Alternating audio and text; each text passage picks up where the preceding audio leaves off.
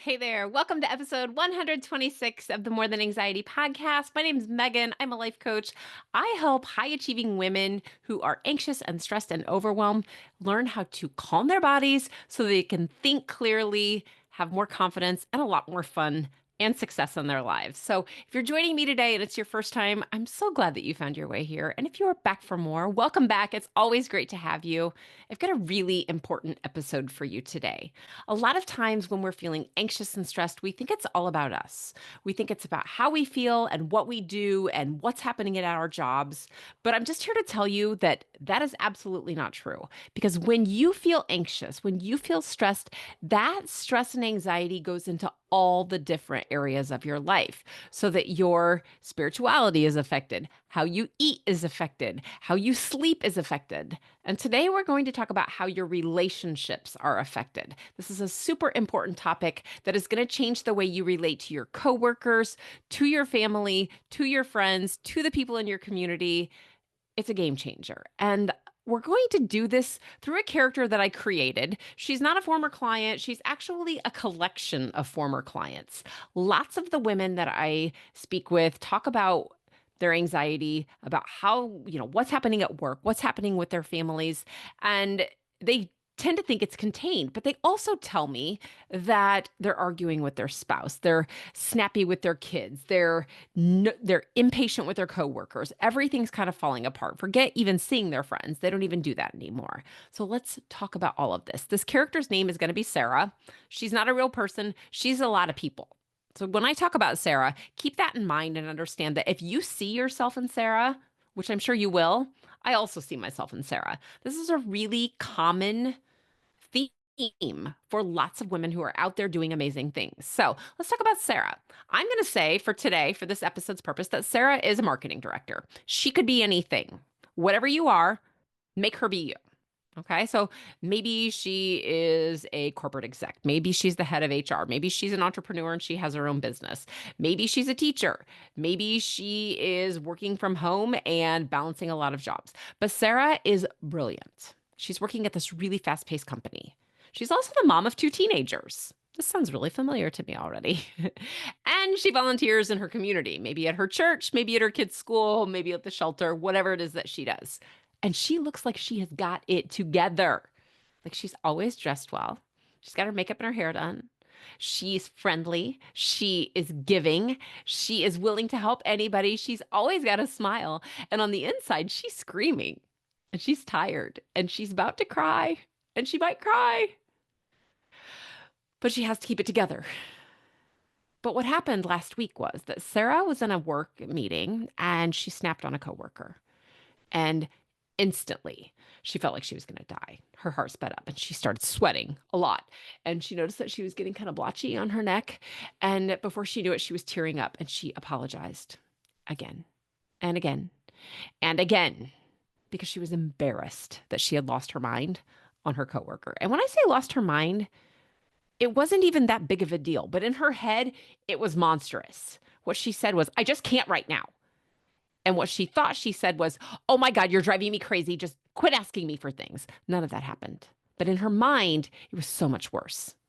She was terrified. She was going to get reprimanded or she was going to get fired. This is all swirling around in her head. By the time she got home, it was obvious that she was really upset. Her husband said, hey, babe, what's wrong? Don't talk to me. I'm fine. And she slams the door and she goes into her bedroom. And then she loses it again. Like, sounds familiar, right?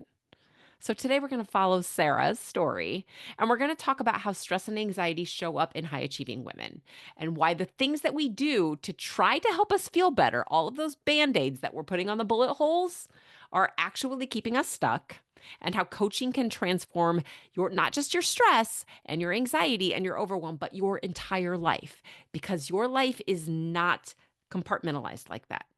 When you are emotional, when you are stressed, and when you are anxious, it overflows into everything, which is awful. So let's take care of it. So let's start with what stress and anxiety actually look like for high achieving women. And really just kind of, we're going to do this always through the lens of this Sarah's life. Okay. So at work, Sarah is a double checker, right? Like she's good. She's a perfectionist at this.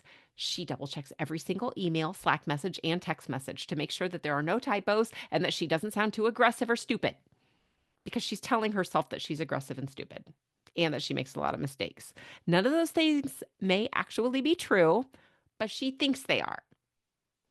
She stays late to redo presentations and refuses to delegate to her team because she's afraid that it won't be done right and it will reflect on her. Or she's afraid that her team will think that she's not a team player or holding her own weight or pulling her own weight, however you say that, if she doesn't do it all. Again, just thoughts that she has about herself. Not that her team thinks it, she's afraid that they think it. She takes a ton of pride on being reliable. And she knows that everybody counts on her. And inside, she is exhausted. At home, when she gets home, she keeps everything running, like her entire house, right? Like she's planning dinner, which is a nightmare. Let me just tell you, like planning a meal every single night is really hard, but she's doing it. She's making dinner every night. She's managing her kids' schedules. She's making sure everything goes smoothly. But when her daughter forgot her gym uniform last week, she panicked. And she felt like she was a failure for not reminding her daughter to take her gym clothes to school. And that spiraled into blaming herself for her kids' detention that she was afraid would happen. But it never actually happened. She was just kind of projecting into the future to make sure that she could handle it now, even though her kid didn't even get a detention and she took her the clothes anyway. Sarah's friends keep telling her she needs a break because they don't even see her anymore. And when they do, she's like distant and grouchy and she only wants to talk about work. And her friends are like, Sarah, really, we don't even know you anymore. And they've actually kind of stopped asking her to hang out anyway. So she feels like she did something wrong and now they're upset with her. Again, none of that's true, but that's what she's afraid is happening. So let's look at the broader pattern of what's happening here. The first thing that's happening is that she's a perfectionist and she's trying to make everything perfect. She's also people pleasing. She's making sure that her coworkers aren't upset with her, or that or that her kids aren't upset with her, or that her husband's not, or that her friends aren't, or that her church isn't, whoever else she's volunteering for. She's trying to make everybody happy. She's also overthinking everything. So this happened to me last night. I hate long menus, you guys. I hate them because it's like I told the waitress last night. She said, "Is everybody ready to order?" And I'm like, "You just tell me when, because if you don't, I will just think about this in circles forever." And that might sound familiar to you. And maybe you overthink menus, but maybe you overthink everything. I'm not pointing fingers because I'm telling you, as I'm recording this podcast episode, I can see myself fitting into these categories. That's a benefit, right? I have the benefit of hindsight to be able to say, I know what I'm doing. I know it's a problem. Now I need to back out and like correct the problem. But if you are seeing yourself and you're like, oh, I didn't even like realize that's what was going on, or I don't know how to back out of it, we need to talk about that because this leads to chronic stress and tension in your body, in your life, and in your relationships. Does any of this sound familiar to you? Now let's talk about what Sarah's doing to fix these problems. Remember, I talked about band aids over bullet holes? That's not what we want here. You're going to bleed out. You can't keep putting band aids on the problems. So, what Sarah does to cope that might sound a lot like what you're doing to cope is she's working late at night because she's convinced if she can just get ahead of the problem, everything will be fine. So she comes home, figures out dinner, makes dinner, cleans up dinner, gets things around for the next day. The kids go to bed. Her husband's like, hey, babe, come over here and watch TV. And she's like, I can't. I have to get this email and this project done.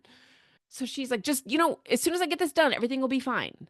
But the next day at work, there's always another email and another project. That's not fixing it.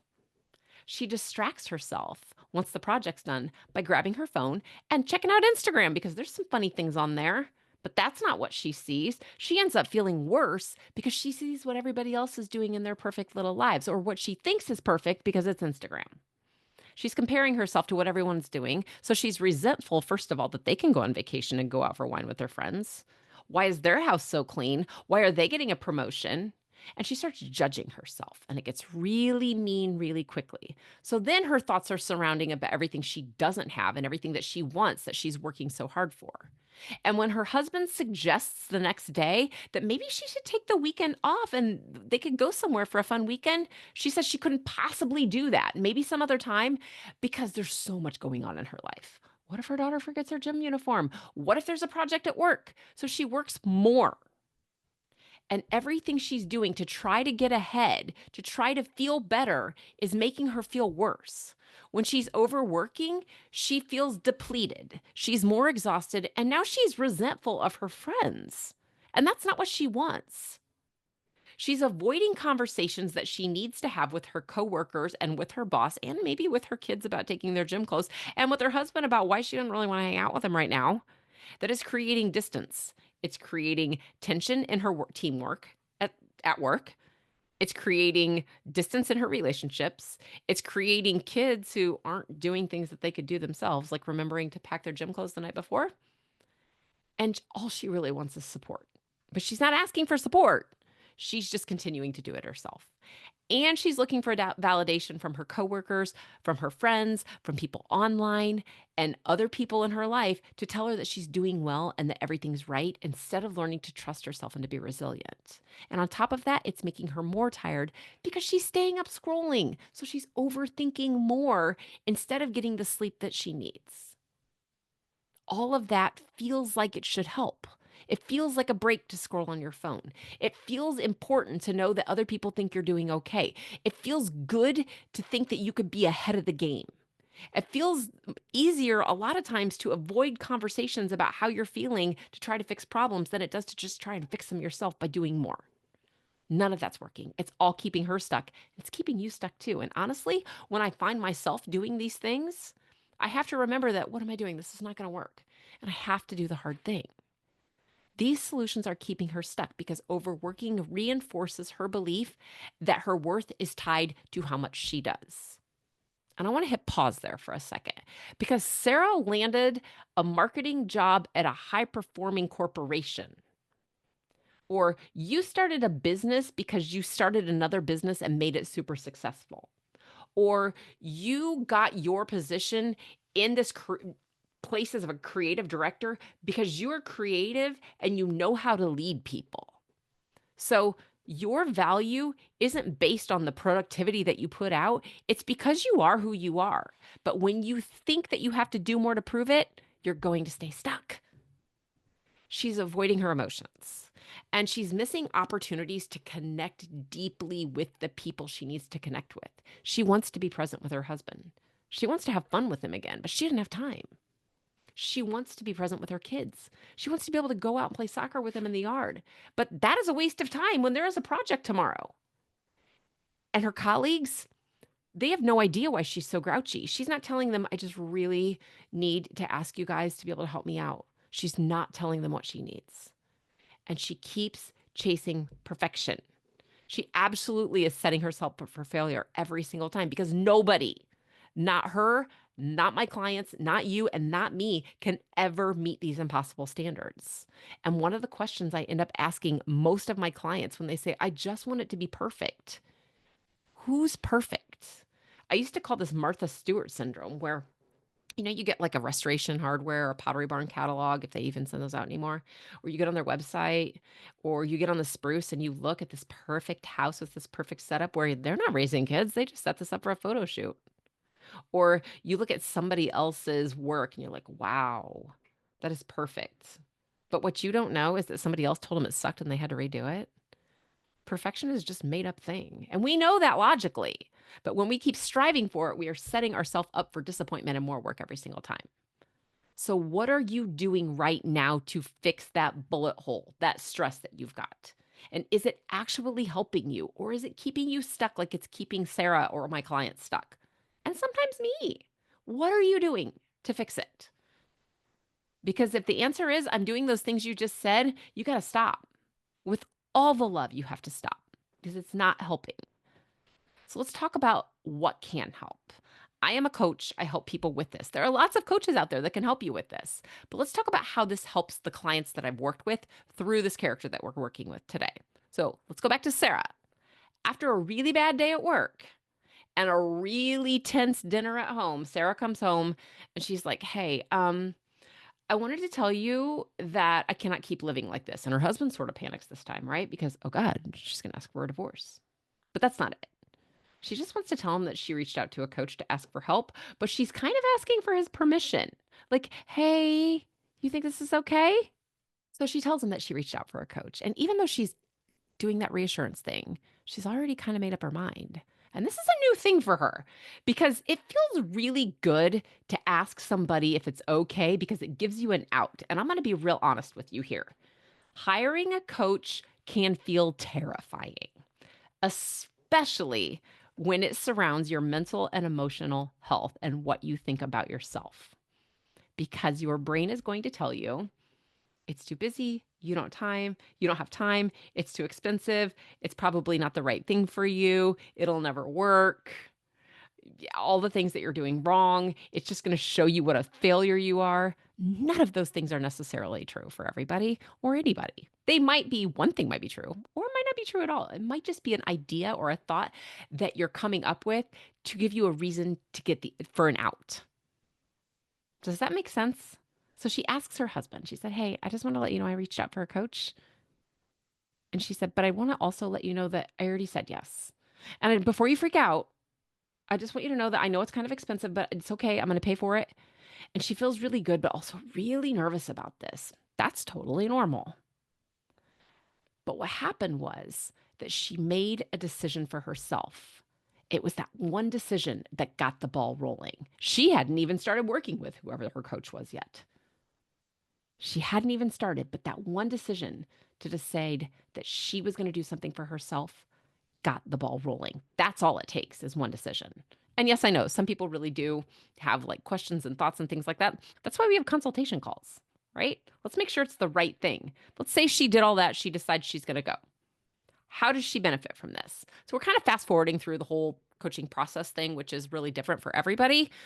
You don't want somebody that does the same thing for every single person because you're not like the other person, right? It's sort of like the idea of perfectionism. Mm-mm. It should be different for everyone. So she goes through the process. What did she get out of it? Why was it so great for her? I think that's a fair question, especially if you've never worked with a coach before. Why? What is the big deal? That's fair. So here's how you benefit, or how Sarah benefited, or how my clients benefit, how you will benefit. Sarah learned how to calm down her body so she could think clearly. She realized that when she was feeling all of these ways, she had to find a way to stop overthinking, stop trying to people please, stop trying to, work more to be more. She let go of guilt. So she started saying no. And she started saying yes to what she wanted to do. And she started to feel really confident in her decisions because she realized that when she made the decision to do coaching, that was a good one. And then she made another decision at work to ask her coworkers for help. And it felt scary, but that was a good one.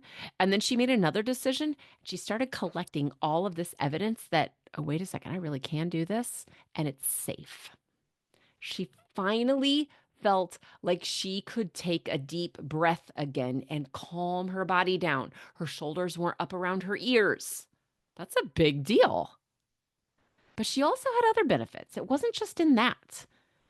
She learned how to express what she needed, to say it to other people without bottling it all up inside and without feeling selfish. She wasn't feeling like it was selfish for her to ask her team to work with her.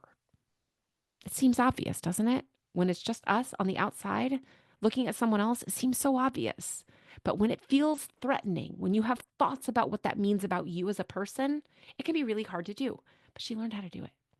She and her husband started having honest conversations about their relationship.